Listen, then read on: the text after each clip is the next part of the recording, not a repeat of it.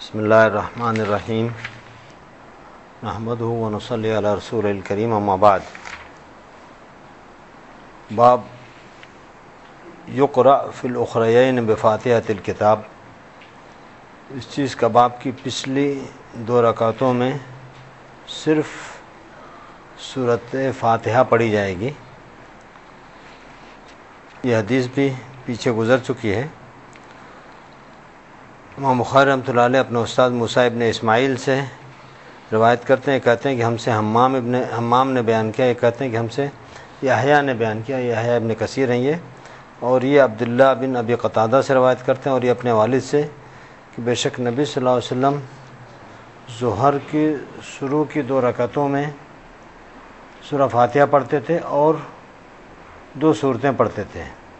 اور آخر کی 2 رکعتوں میں سورہ فاتحہ پڑھتے تھے اور دوسری کوئی سورہ نہیں پڑھتے تھے. اور وَيُسْمِعُنَ الْآيَةَ، شروع کی جو 2 رکعتوں میں سورہ فاتحہ کے بعد دوسری جو 2 سورتیں پڑھتے تھے تو کبھی کبھی ان سورتوں کو سنا دیا کرتے تھے. چونکہ یہ ظہر اور عصر سری نماز ہے، خاموشی سے اس میں قرات بلند آواز سے نہیں کی جاتی، لیکن اللہ کے رسول صلی اللہ علیہ وسلم بیچ میں کبھی کبھی ان آیتوں کو سنا دیا کرتے تھے. وَيَطُولُ فِي الرَّكْعَةِ وَيَطَوِّلُ فِي الرَّكْعَةِ الْأُولَىٰ مَا لَا يُطِيلُ فِي الرَّكْعَةِ الثَّانِيَةِ، اور ان کی پہلی رکعت دوسری رکعت سے لمبی ہوتی تھی، اور یہی حالت عصر کے نماز کی تھی، اور صبح میں بھی اسی طریقے سے، یعنی پہلی رکعت دوسری رکعت سے لمبی ہوا کرتی تھی. دوسرا باب جو ہے وہ باب من خافت القراء فی الظہر والعصر، اس چیز کا باب کہ جس نے ظہر اور عصر میں آہستہ سے قرات کیا. ظاہر بات ہے یہ سری نماز ہے، اس میں آہستہ سے قرات کی جائے گی، اور یہ حدیث بھی اس سے پہلے گزر چکی ہے. اس میں امام بخاری رحمۃ اللہ علیہ اپنے استاد قتیبہ سے، اور یہ جریر سے، اور یہ عامش سے، اور یہ عمارہ ابن عمیر سے، اور یہ ابی معمر سے روایت کرتے ہیں کہ ہم نے خباب سے کہا کہ کیا رسول اللہ صلی اللہ علیہ وسلم ظہر اور عصر میں قرات کرتے تھے؟ تو انہوں نے کہا کہ ہاں. تو ہم نے پوچھا کہ آپ کو کیسے معلوم؟ تو انہوں نے کہا کہ ان کی داڑھی کے حرکت کی وجہ سے، کہ آپ صلی اللہ علیہ وسلم جب پڑھتے تھے تو ان کی داڑھی ہلتی تھی. اس سے معلوم ہوا کہ آپ صلی اللہ علیہ وسلم کی داڑھی جو ہے نا کافی گھنی تھی، اور چاروں طرف سے اتنی گھنی تھی کہ پیچھے سے ہلنے پہ وہ دکھائی دیتی تھی. باب اذا اسمع الامام علیہ، اس چیز کا باب کہ اگر سری نماز میں امام سورہ فاتحہ کے بعد کوئی قرات کرتا ہے اور درمیان میں کبھی ایک آدھ آیت بلند آواز سے پڑھ دیتا ہے تو ایسا کرنا اللہ کے رسول صلی اللہ علیہ وسلم سے ثابت ہے، اس میں کوئی قباحت نہیں ہے. یہ حدیث بھی پیچھے گزر چکی ہے. بس امام بخاری رحمۃ اللہ علیہ ایک حدیث سے جتنے مسائل نکلتے ہیں وہ اتنے مسائل کو نکال کے اور اس کے لیے الگ سے چیپٹر باندھتے ہیں اور وہاں پہ اس کو نقل کر دیتے ہیں. امام بخاری رحمۃ اللہ علیہ اپنے استاد محمد ابن یوسف سے یہ کہتے ہیں کہ ہم سے اوزائی نے بیان کیا، یہ کہتے ہیں کہ ہم سے یحییٰ ابن ابی کثیر نے بیان کیا، یہ کہتے ہیں کہ ہم سے عبداللہ بن ابی قتادہ نے بیان کیا. اپنے والد سے روایت کرتے ہیں کہ نبی صلی اللہ علیہ وسلم سورہ فاتحہ پڑھتے تھے اور اس کے ساتھ اور کوئی سورہ پڑھتے تھے ظہر اور عصر کی شروع کی 2 رکعتوں میں، اور ہم کو کبھی کبھی وہ جو سورہ فاتحہ کے بعد سورہ پڑھتے تھے اس میں سے کبھی کبھی سنا دیا کرتے تھے، اور پہلی رکعت دوسری کے بنسبت لمبی رہتی تھی. اس سے بہت سارے لوگوں نے اس میں بات کیا ہے کہ اس حدیث پر عمل کرتے ہوئے امام کو ابھی بھی کبھی پڑھتے ہوئے وہ سنا دینا چاہیے. ایسا شیخ ابن عثیمین نے اپنی بخاری کی شرح میں لکھا ہے. باب یطول فی الرکعۃ الاولیٰ، پہلی رکعت میں قرات طویل ہونی چاہیے. یہ ابھی پچھلی حدیث جو گزری ہے. امام بخاری رحمۃ اللہ علیہ اپنے استاد ابو نعیم سے کہتے ہیں کہ ہم سے ہشام نے، اور یہ یحییٰ ابن ابی کثیر سے، اور یہ عبداللہ بن ابی قتادہ سے اپنے والد سے کہ نبی صلی اللہ علیہ وسلم ظہر کی نماز میں پہلی رکعت کو لمبی پڑھتے تھے اور دوسری رکعت ہلکی پڑھتے تھے، اور صبح کی نماز میں بھی ایسے ہی پڑھتے تھے. یہ اب تک نمازوں میں کیا صورتیں پڑھی جائیں گی تو قرات کے بیان چل رہا تھا. اب آگے اس کے بعد آمین کا بیان ہے کہ آمین بلند آواز سے کہنی چاہیے، آمین کی کیا فضیلت ہے. انشاءاللہ کل آمین کے بارے میں جو احادیث ہیں، جو ابواب ہیں، اس کا بیان ہوگا. اللہ تعالیٰ سے دعا ہے کہ اللہ تعالیٰ ہم کو ان احادیث کو سننے کی اور سن کر اس پر عمل کرنے کی توفیق عطا فرمائے. آمین یا رب العالمین.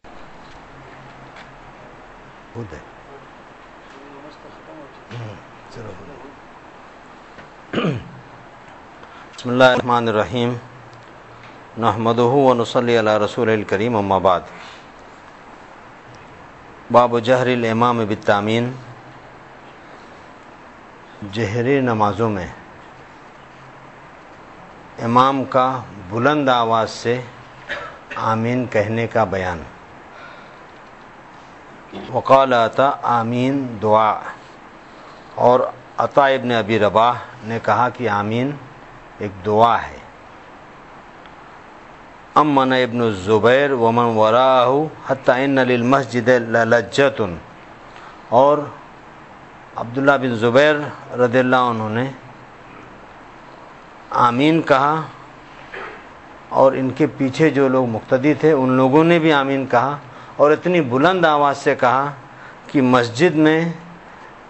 اس کی گونج، مسجد ان کی آواز سے گونج اٹھی، اتنی بلند آواز سے اس وقت لوگوں نے آمین کہا۔ وکان ابو ہریرہ ینادی الامام لا تفتنی بآمین، اور ابو ہریرہ رضی اللہ عنہ امام کو کہتے تھے کہ ہم کو آمین سے تم محروم نہیں رکھنا۔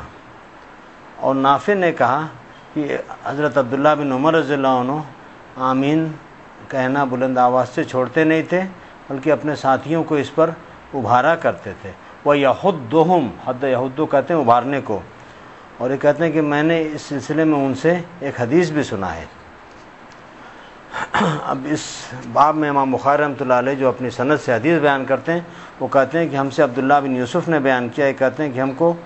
امام مالک نے خبر دیا، اور یہ ابن شہاب الزہری سے روایت کرتے ہیں، اور یہ سعید ابن المسیب سے روایت کرتے ہیں، اور یہ سعید ابن المسیب اور ابو سلمہ بن عبد الرحمن سے ان دونوں نے خبر دیا حضرت ابو ہریرہ رضی اللہ عنہ سے کہ بے شک رسول اللہ صلی اللہ علیہ وسلم نے فرمایا کہ جب امام آمین کہے تو تم لوگ بھی آمین کہو، اس لیے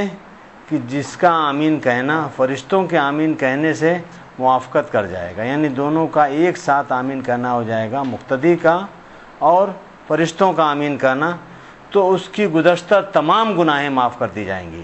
دیکھیے کتنی بڑی فضیلت ہے آمین کی۔ اگر ہم آمین کہتے ہیں اور ہمارا آمین کہنا اور فرشتوں کا آمین کہنا، جب امام آمین کہتے ہیں یا ولدالین پڑھتے ہیں تو اس وقت فرشتے بھی آمین کہتے ہیں، تو جو آدمی بلند آواز سے آمین کہتا ہے، اس کی آمین اور فرشتوں کی آمین ایک ساتھ دونوں کی آواز مل گئی تو اللہ تعالیٰ اس کی گزشتہ تمام گناہوں کو معاف کر دیتے ہیں، جب تک کہ وہ کبیرہ کا اجتناب نہیں کرے۔ بلکہ اس میں تو بہت سے لوگوں نے اختلاف بھی کیا ہے کہ سب گناہیں اللہ تعالیٰ معاف کر دیتے ہیں، لیکن صحیح یہی ہے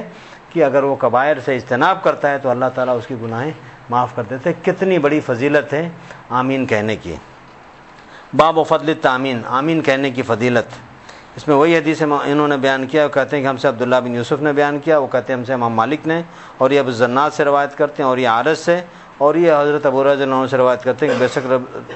رسول اللہ صلی اللہ علیہ وسلم نے ارشاد فرمایا کہ جب تم میں سے کوئی آدمی آمین کہتا ہے اور آسمان میں اس وقت فرشتے آمین کہتے ہیں اور دونوں کی آمین کی آواز مل جاتی ہے، موافقت کرتی ہے ایک ساتھ، تو غفر لہ ما تقدم من ذنبہ، اس کی گزشتہ گناہیں معاف کر دی جاتی ہیں۔ باب جہر المامون میں بالتامین، مقتدی کا بلند آواز سے آمین کہنے کا بیان۔ امام بخاری رحمۃ اللہ علیہ کہتے ہیں کہ ہم سے عبداللہ بن مسلمہ نے بیان کیا، اور امام مالک سے روایت کرتے ہیں، یہ سمی سے روایت کرتے ہیں، اور سمی یہ جو ہیں یہ ابی بکر کے غلام ہیں، اور یہ ابی صالح السمان سے روایت کرتے ہیں، یہ حضرت ابو ہریرہ رضی اللہ عنہ سے روایت کرتے ہیں کہ بے شک رسول اللہ صلی اللہ علیہ وسلم نے کہا کہ جب امام غیر المغضوب علیہم ولا الضالین کہے تو تم لوگ آمین کہو، اس لیے کہ جس کا آمین کہنا فرشتوں کے آمین کہنے سے موافقت کر جائے گا، ایک ساتھ دونوں کی آواز ملے گی تو اس کے گزشتہ گناہیں معاف کر دی جائیں گی۔ اور اس حدیث کی مطابقت کیا ہے محمد بن عمرو نے ابو سلمہ سے، اور ابو ہریرہ رضی اللہ عنہ سے، اور نعیم المجمر نے حضرت ابو ہریرہ رضی اللہ عنہ سے۔ یہ دیکھیں اس میں آمین کہنے کی فضیلت، آمین کس طریقے سے کہا جائے اور آمین کہنے کا کیا ثواب ہے، اس کے سلسلے میں بخاری کی یہ 3 حدیثیں آپ نے سنا۔ جہری نمازیں جو رہتی ہیں، فجر ہے، مغرب ہے اور عشاء ہے، ان تینوں نمازوں میں جب امام غیر المغضوب علیہم ولا الضالین پر پہنچے تو مقتدیوں کو چاہیے اور امام کو چاہیے کہ یہ لوگ بلند آواز سے آمین کہیں۔ صحابہ کا جو معمول تھا اس سلسلے میں بہت ساری ہے، تو امام بخاری رحمۃ اللہ علیہ نے حدیثیں نقل کی ہیں، ابن ماجہ میں، ابو داؤد میں، نسائی میں، حدیث کی تمام کتابوں میں حدیثیں بہت کثرت سے موجود ہیں کہ وہ سب لوگ آمین کہتے تھے اور اتنی زور سے کہتے تھے کہ مسجد ان کی بلند آواز سے گونج اٹھتی تھی۔ اور اس کا فائدہ کیا ہوگا؟ ایک بہت ہم آج کل کے دور میں گناہیں ہم سے ہر پل سرزد ہوتی رہتی ہیں، آدمی کو بہانے ڈھونڈنا چاہیے، وہ تمام اسباب ڈھونڈنا چاہیے کہ اس کی گناہیں کس طریقے سے معاف ہوں گی۔ تو گناہوں کے بہت سارے جہاں معافی کے طریقے ہیں، وہاں ایک طریقہ یہ بھی ہے کہ آدمی نماز میں آمین کہے۔ آمین کہنے سے اس کی گناہیں معاف ہو جاتی ہیں۔ اور یہ جاننے کی حدیث ہے کہ یہودیوں کو دو چیزیں بہت ہی زیادہ ناپسند تھیں۔ دونوں چیزیں کون سی؟ ایک تو یہ کہ سلام کہنا، جب مسلمان ایک دوسرے سے سلام کرتا ہے تو، اور دوسرا جب مسلمان مقتدی نمازی آمین کہتا ہے تو۔ کیوں؟ یہ دونوں چیزیں اسلامی شعار ہیں، اسلامی پہچان ہے۔ اس سے یہ بھی ثابت ہوا اس حدیث سے بھی کہ آمین بلند آواز سے کہنا چاہیے۔ آدمی چپکے سے کہے گا تو کیسے یہودیوں کو معلوم پڑے گا کہ بھائی اس کو پسند کرے یا ناپسند کرے؟ یعنی آمین بلند آواز ہی سے کہنا یہ چاہیے، آمین چپکے سے نہیں کہنا چاہیے جہری نمازوں میں۔ اور اس کے سلسلے میں کچھ لوگ اس کو آواز بلند نہیں کرتے، اس سلسلے میں جتنی حدیثیں ہیں، یہ اس کا موقع نہیں ہے، اس میں سے اکثر و بیشتر انتہائی ضعیف ہیں، کمزور ہیں۔ یہی وجہ ہے کہ بہت سارے حنفی علماء نے بھی اس کا اعتراف کیا ہے کہ آمین بلند آواز سے ہی کہنا یہی زیادہ صحیح مسلک ہے، لہذا ہم کو آمین بلند آواز سے کرنا چاہیے۔ اللہ تعالیٰ ہمیں توفیق دے کہ ہم اس صحیح حدیث پر عمل کریں، اور جو ہمارے بھائی اس پر عمل نہیں کرتے ہیں اللہ تعالیٰ ان کو بھی توفیق دے۔ آج صبح فجر میں جو بسم اللہ الرحمن الرحیم نحمدہ ونصلی علی رسول الکریم، اما بعد، باب اذا رکع دون الصف، چیز کا باب کی مصلی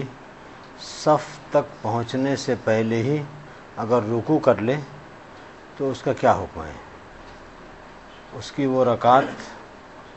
جو اس نے رکوع کی حالت میں پایا ہے مانی جائے گی یا نہیں مانی جائے گی؟ امام بخاری رحمۃ اللہ علیہ فرماتے ہیں کہ ہم سے موسیٰ ابن اسماعیل نے بیان کیا، وہ کہتے ہیں کہ ہم سے حمام نے بیان کیا، اور یہ عالم سے روایت کرتے، وہ زیاد ان کا نام ہے، اور یہ حسن سے روایت کرتے ہیں، اور یہ ابو بکر رضی اللہ عنہ سے۔ یہ جب نبی صلی اللہ علیہ وسلم نماز میں رکوع کی حالت میں، تو یہ آپ صلی اللہ علیہ وسلم کے پاس نماز میں پہنچے اور صف میں شامل ہونے سے پہلے ہی رکوع میں یہ چلے گئے۔ تو اس چیز کا تذکرہ صحابہ نے نبی صلی اللہ علیہ وسلم سے کیا، تو آپ صلی اللہ علیہ وسلم نے ارشاد فرمایا، زادک اللہ حرصا ولا تعد، اللہ تعالیٰ تمہارے شوق کو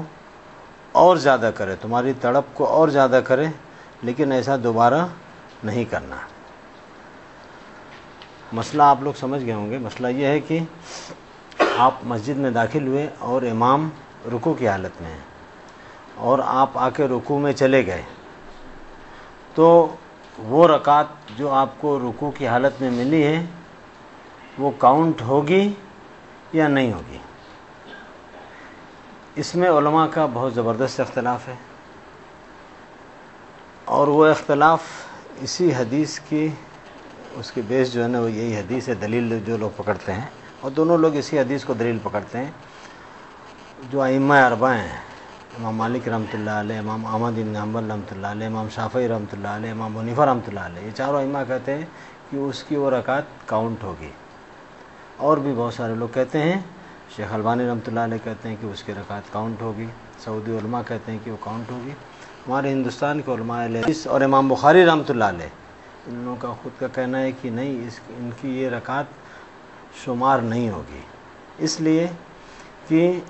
سب سے پہلے تو یہ کہ نماز کے لیے سورہ فاتحہ ضروری ہے،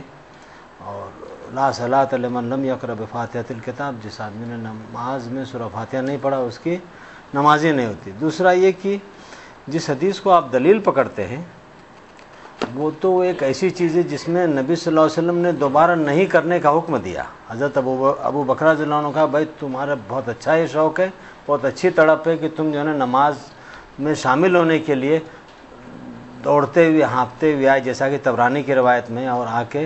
سب سے پہلے تم رکوع میں چلے گئے، ٹھیک ہے، لیکن ایسا دوبارہ نہیں کرنا۔ اور اس میں کہیں بھی اس حدیث میں اس چیز کا تذکرہ نہیں ہے کہ آپ صلی اللہ علیہ وسلم نے ان سے یہ نہ کہا ہو کہ آپ نماز کو دہرائیں۔ تو وہ لوگ اس طریقے کی دلیل پکڑتے ہیں۔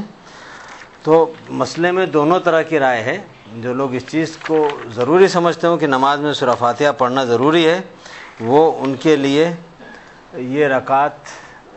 نہیں مانی جائے گی، ان کو دوبارہ یہ پڑھنا پڑے گا۔ اللہ تعالیٰ سے دعا ہے کہ اللہ تعالیٰ ہم کو مسائل کی صحیح سمجھ عطا فرمائے، آمین یا رب العالمین۔